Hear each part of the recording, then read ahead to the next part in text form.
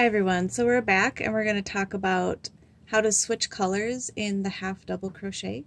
So in the last tutorial we just talked about how to switch rows, how to keep track of the ends of your rows. So we were using these stitch markers.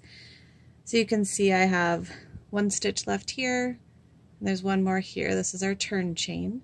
We put a stitch marker here so we can keep track of where the actual end of the row is. So we're going to make one more half double crochet, and then we're going to add our new color. Whenever you add a new color, you always do it on the last yarn over of the stitch.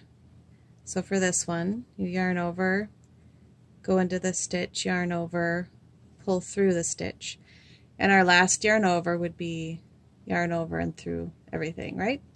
But instead, we're going to take our new color, and what I like to do is actually cast on with the new color to make it a little bit more secure.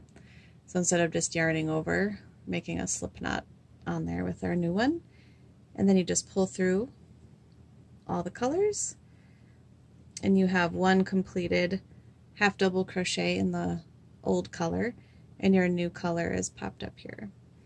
So then to continue on, you'll make 2 chains. These are called our turning chains.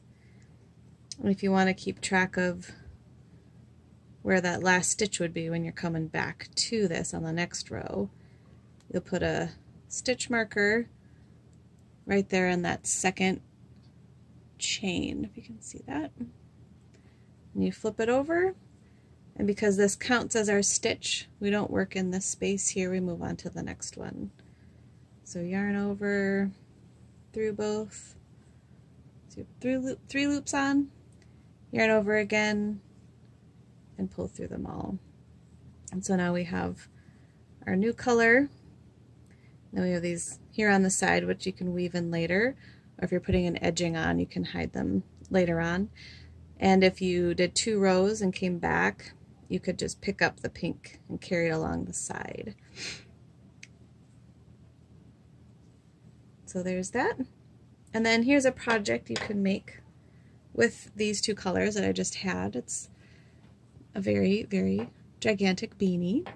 It's called the Big Friendly Giant. So it's folded over. Let's see if I can get it in the shot pretty good. There you go.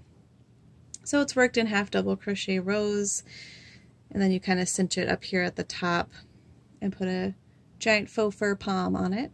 This one is called Paul Anka. It's in my Etsy shop, named after Lorelei Gilmer's dog. So, thanks for watching. We'll see you guys next time.